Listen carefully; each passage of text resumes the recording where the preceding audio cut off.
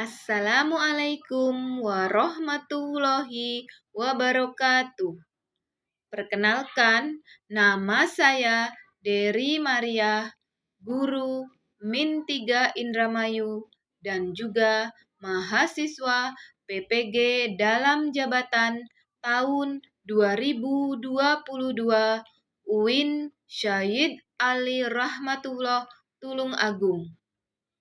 Saya akan mempresentasikan tugas PTK yang berjudul Efektivitas Pembelajaran Fikih Menggunakan Alat Peraga Multimedia dalam upaya meningkatkan hasil belajar siswa. Pada PTK yang kami susunan pertama adalah bab 1, yaitu pendahuluan yang berisi latar belakang masalah, rumusan masalah, tujuan penelitian, manfaat penelitian, dan sistematika penelitian. Latar belakang masalah. Dalam realita yang berkembang selama ini, strategi pembelajaran pendidikan agama, khususnya pelajaran fikih, belum mencapai hasil maksimal sebagaimana yang diharapkan oleh semua pihak.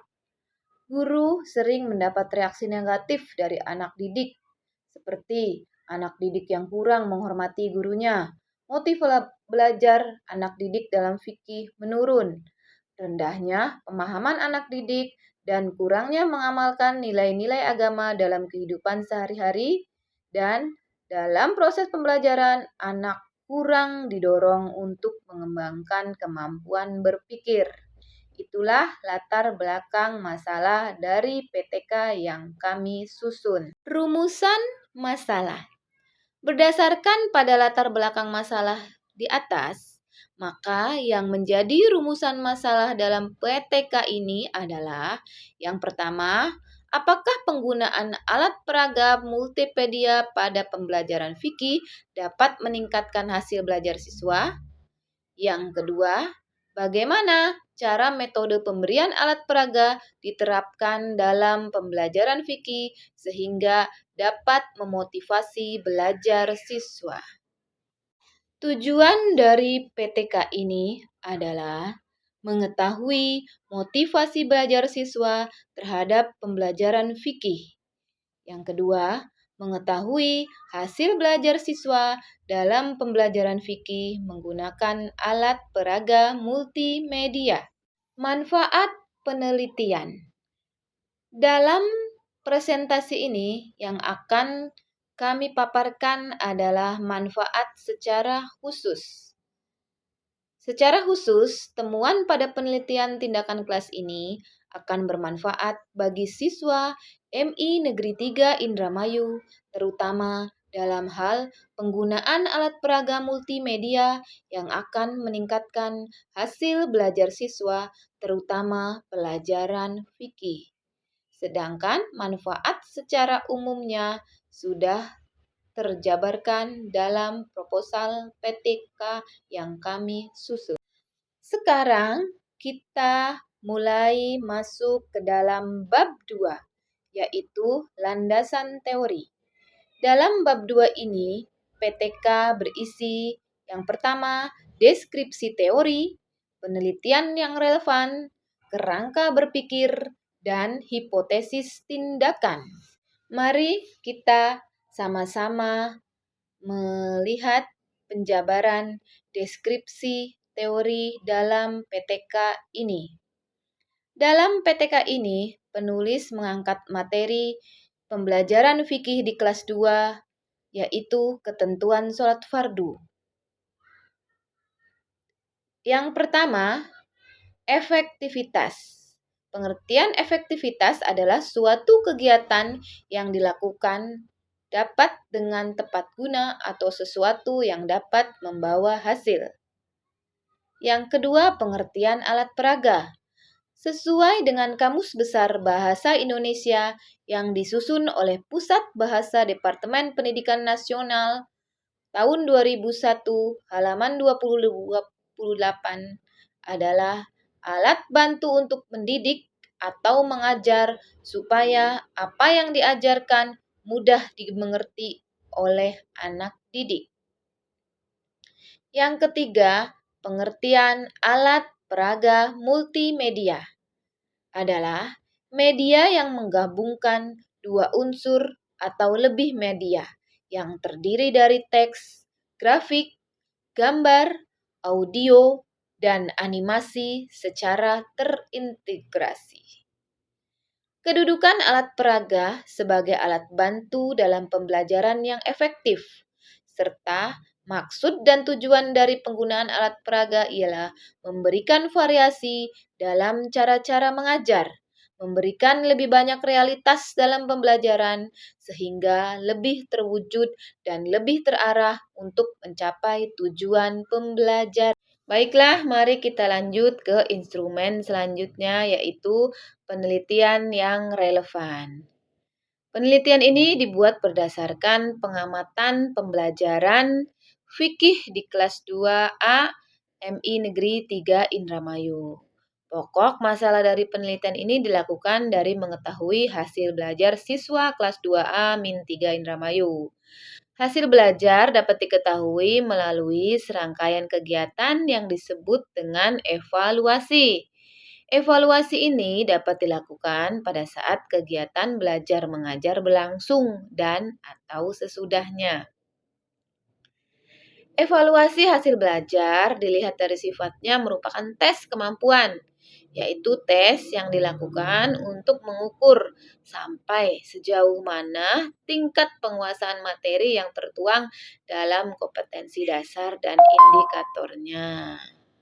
Nah, itulah dasar komponen penelitian yang relevan dalam PTK ini. Baiklah, kita masuk ke dalam kerangka berpikir.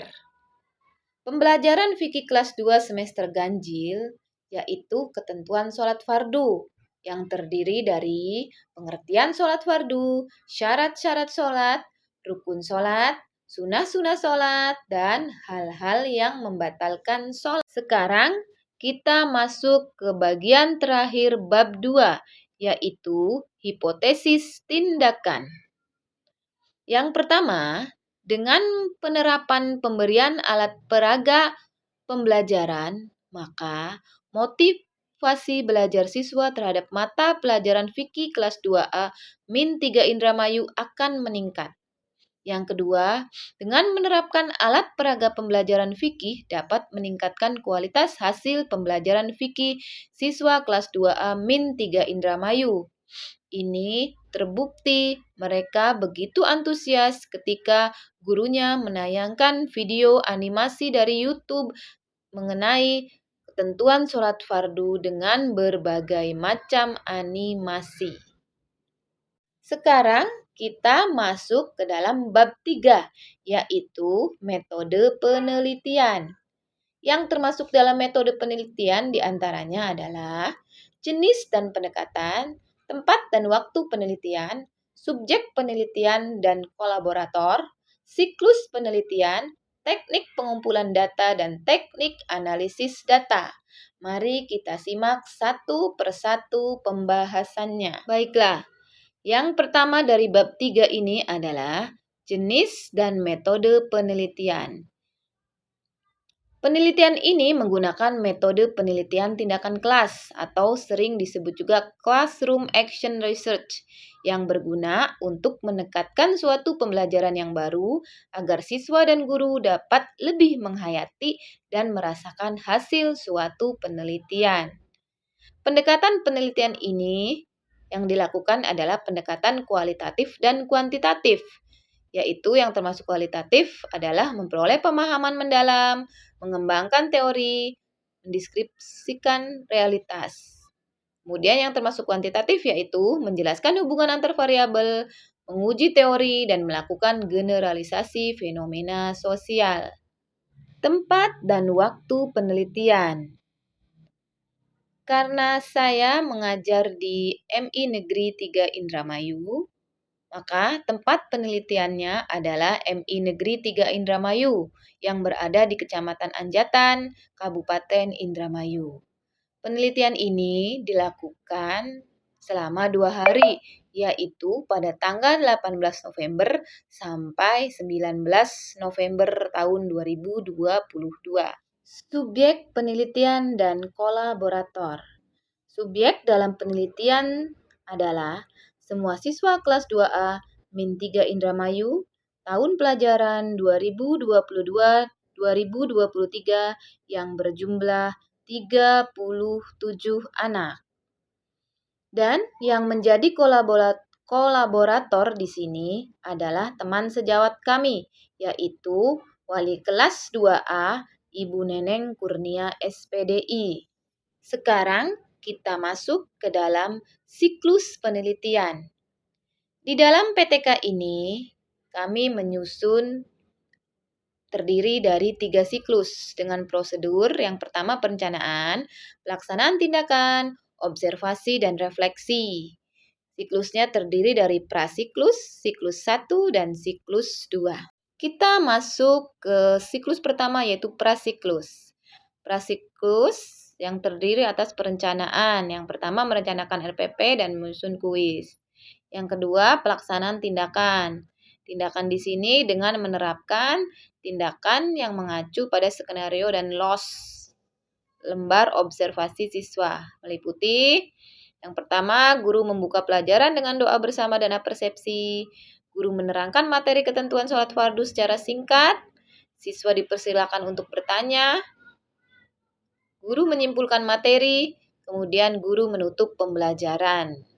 Selanjutnya masih di tahap prasiklus. Yang ketiga yaitu observasi.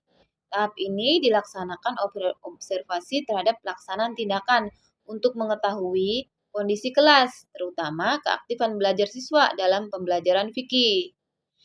Nah, yang keempat refleksi. Refleksi yaitu ada beberapa. Yang pertama, kolaborator menilai hasil tindakan. Yang kedua, peneliti dan kolaborator melakukan evaluasi tindakan yang telah dilakukan. Yang ketiga, peneliti dan kolaborator melakukan pertemuan untuk membahas hasil evaluasi tentang skenario, model pembelajaran, nilai, dan lain-lain. Dan yang keempat, memperbaiki pelaksanaan tindakan sesuai hasil evaluasi untuk digunakan pada siklus berikutnya. Oke, itu prasiklus. Nah, sekarang kita ke siklus 1.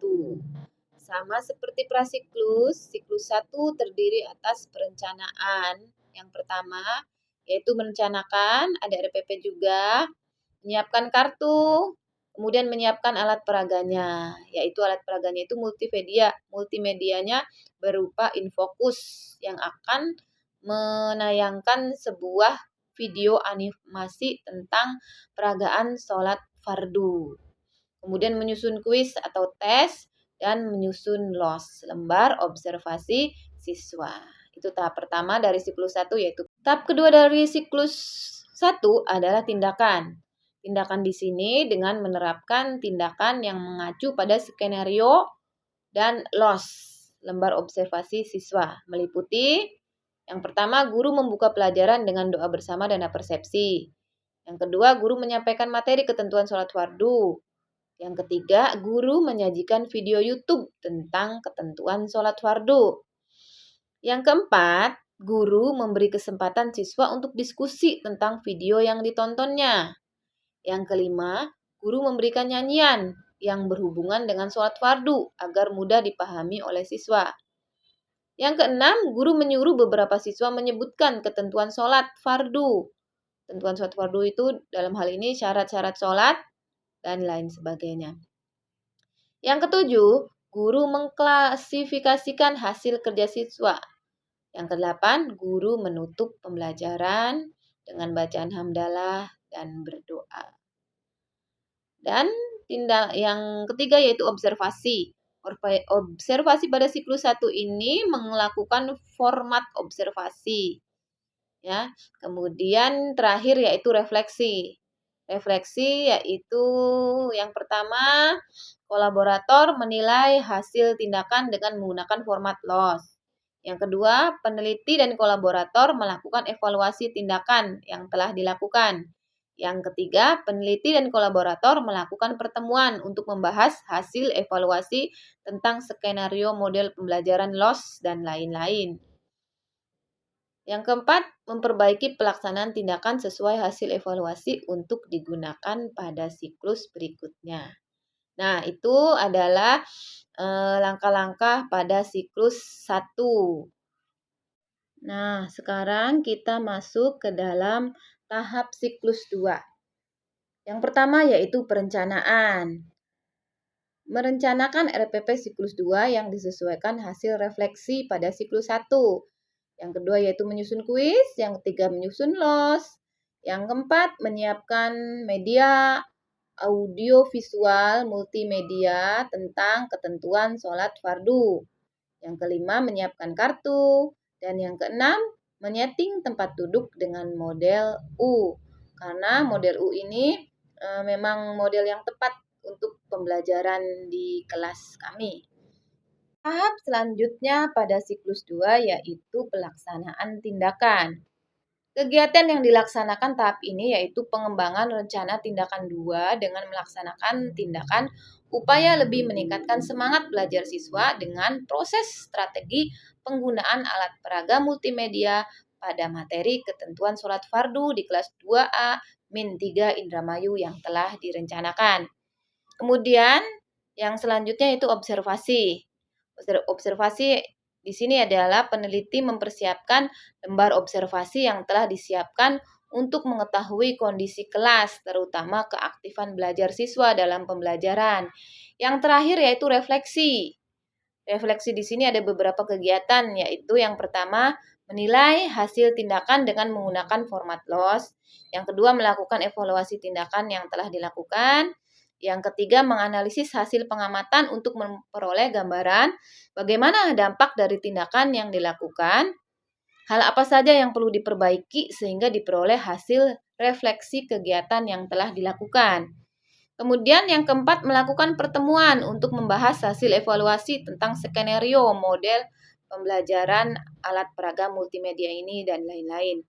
Yang kelima, memperbaiki pelaksanaan tindakan sesuai hasil evaluasi untuk digunakan pada siklus berikutnya. Tahap selanjutnya adalah teknik pengumpulan data. Yang akan kami gunakan pada PTK ini adalah yang pertama metode observasi.